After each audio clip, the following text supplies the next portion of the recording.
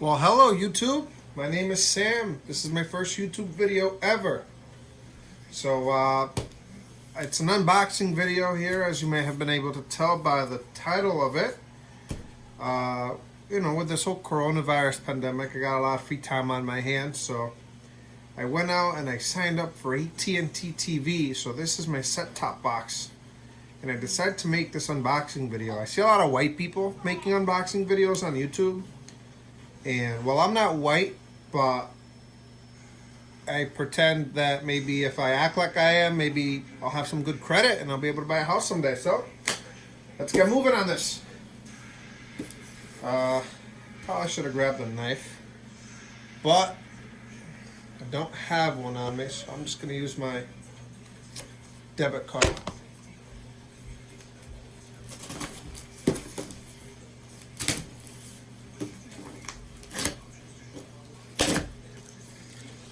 Alright, let's see what's inside. Ooh, I didn't even pay for this stuff. Look at all this free stuff they're giving me. Bubble wrap. Oh man, I got a lot of it. That'll be useful one day. Let's get rid of that. Alright, and here's the product. I think this globe is upside down. I'm pretty sure this is the way. Actually, maybe it is this way. I think this is the right side up. It looks like the globe, and I'm pretty sure you can see the North Pole, but not the South. Let's pull that out, and what else is in this box here? A return slip and slip of some sort. Alright, off to the side of that, let's get to what we really want to see. This here. So this is the box. So it's got some tape on it. Wow, it's really nice. I like the craftsmanship that comes with it. It feels like it's very premium quality, something that would be made by Apple. Just kidding. Okay. So I read a little about it. I'm somewhat of a nerd, I think. Most people would say I am. I'm sure you'll know some nerdier people than me on YouTube. But I know a little bit about some technology. So AT&T TV is essentially like cable, except you don't actually have a wired connection, so it's wireless. You would still need an ISP. My internet service provider is Xfinity, and so this set-top box, you connect it to the internet, and boom, it works. I believe, like standard cable, you do get a remote with it, just like you would have a cable TV remote. There's channel numbers. I believe, from what I've heard, it's a lot easier to use than those cord-cutting streaming services like YouTube TV, Hulu with live TV, and Sling. It's supposed to feel like it's more traditional to cable. So I have this isn't actually cable. I have Xfinity Flex, so it comes with this TV remote. It's an actual TV remote, but this is essentially what you would get with this. It's an actual TV remote, and it feels and looks exactly like cable. So let's see here, just a quick watch guide. Some stupid safety stuff nobody really cares about, and here it is. So here's the remote. It's an Xfinity, or I'm sorry, it's a AT&T TV table set-top box, and it's actually powered by Android TV. So you have the Google Play Store, access to thousands of apps. So it's the easiest way for me to try to explain it. It's like an Apple TV with an actual TV remote.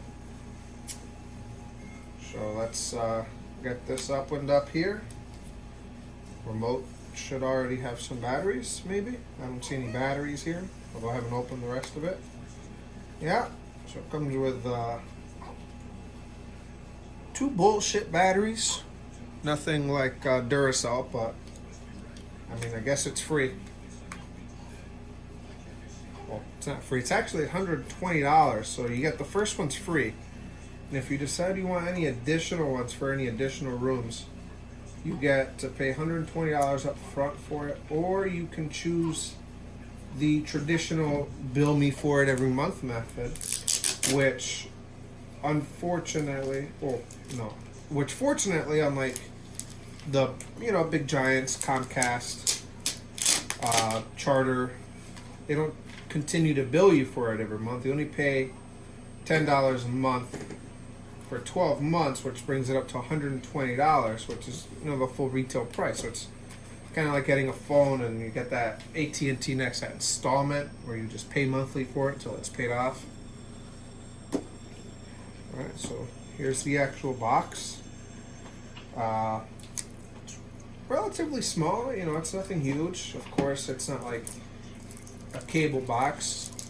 Those are usually a lot bigger. But then again, they also have that DVR built in, so you have space for like a hard drive and stuff. Although AT&T TV does offer DVR service, it is all stored on the cloud. So it's essentially, if anything, it's bigger than it could be. They could definitely make it smaller, but I'm not complaining. It's a decently sized box. If anything smaller than this might not look appealing, so that's a good size. Let's see what else is in this box here. I'm assuming there's some sort of cords. I know I saw an HDMI cord it's included. Let's see here. Oh, perfect. So here's an HDMI cord. I'm not sure if this box supports 4K resolution. I mean, I hope it does. That'd be a nice feature, but I'm assuming for $120 it probably doesn't. I haven't heard anything about them offering any networks in 4K. I do have a 4K TV though, so it would be nice to have it, even if it was just an upgrade. I'd definitely pay maybe an extra $40-50 most to get some 4K service, but it's a relatively new service. Oh, look at this. So it actually says DirecTV. So from what I understand, AT&T offers a number of cable TV services. A long time ago, I actually had AT&T broadband, and my understanding is AT&T broadband was supposed to have merged with Comcast back in the early 2000s. My understanding was AT&T paid a little too much money in the merger with Singular after winning a bidding war, that it just straight up sold the entire TV service to Comcast, which is why Comcast today is Comcast as opposed to AT&T Comcast, which is what it should have been called.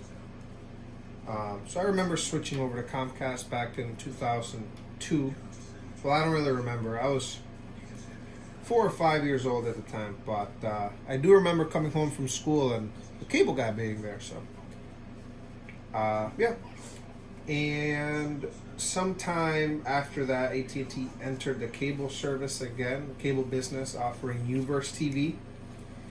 I actually have always lived in an area where Xfinity is the cable provider, so I've never had anything other than Xfinity. And a couple years ago, AT&T went out and bought DirecTV, the satellite TV provider, going on to become the largest pay TV provider. So not specifically cable TV provider, but pay TV, with claiming 20 million subscribers on DirecTV. I'm not sure how accurate that number is. But then they offered that DirecTV Now service, which is some live TV service, which is $50 a month.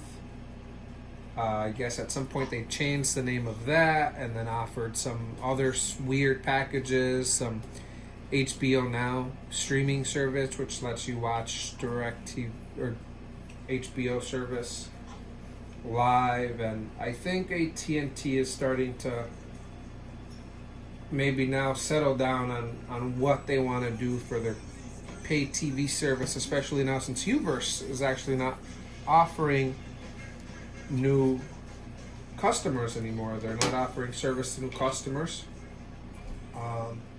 I believe they're trying to set up AT&T TV to be the successor to the service. I'm not sure how that would work. Hopefully it works out well, but enough on that stuff. This is an unboxing video, so this is unboxed. So I'm going to go ahead and plug it in, and I'll be right back.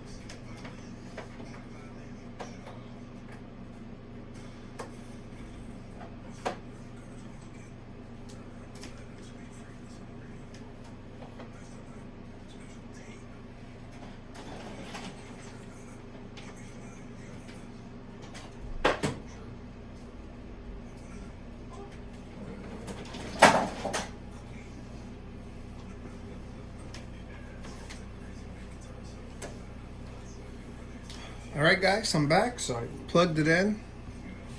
There it is, right up there. This is actually not it. This is the AT&T TV app, but this is the app on my Apple TV. So I'm going to go ahead and close out of that. As you can see, it definitely has a very user-friendly user interface similar to that of cable. Of course, here there's no channel numbers, but apparently online it showed a channel guide which included the channel numbers. So I'm hoping that is something that comes with the set-top box. So I'm going to go ahead and switch over to my HDMI 3. I know it's set to being a 4K Blu-ray player, but that is not what is plugged in there right now. So powered by Android TV. And then, of course, this is the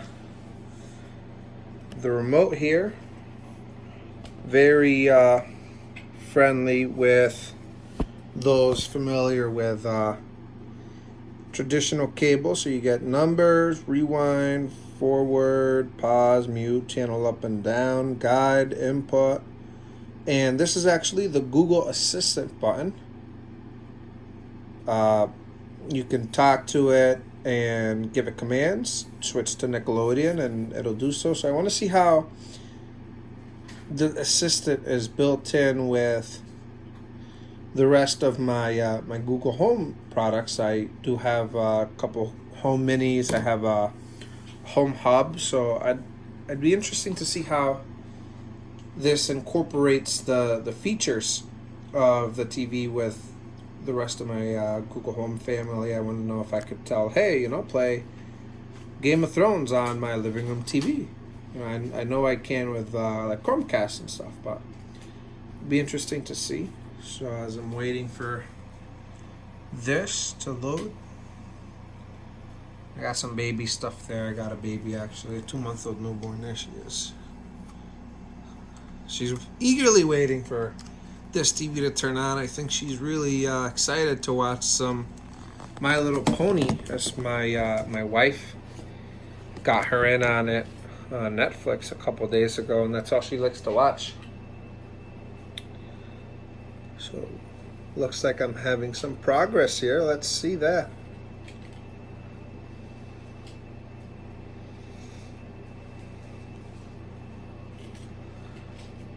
So I didn't really get any instructions other than how to plug it in. I mean, I went right over a bunch of other papers, so I'm not too worried about it. I'm sure it's pretty easy. Press and hold these two buttons to pair.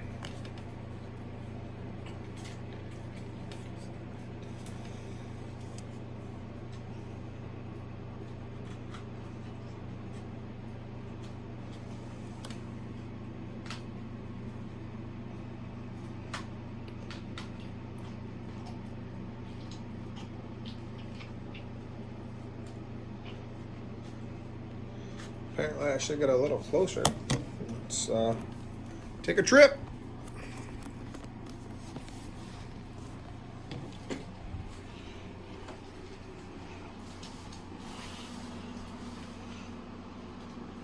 Point remote at the device.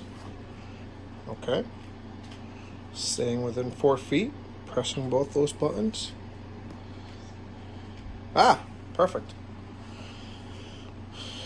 Some weird animations there. Oh, right. Okay.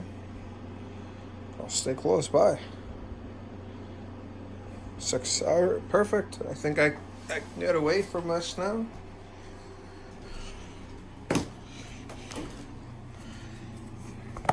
Alright. So it looks pretty easy. It's like setting up a phone, except that's on your TV. Don't touch me, guys. This is my Wi-Fi name. It's What Is Wi-Fi? I got a pretty funny password, but I am not going to share that with you guys, so you're going to have to go down for a little bit. Oh, you guys can actually see me through the glass.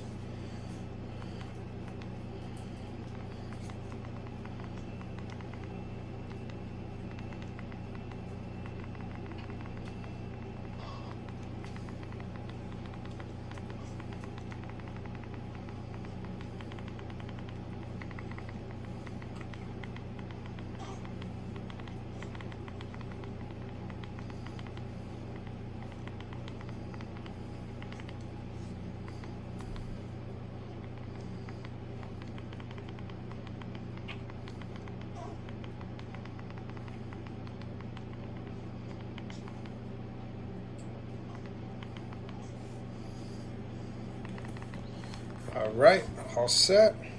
So, of course, you guys now see that my last character is a question mark, but it's okay with me.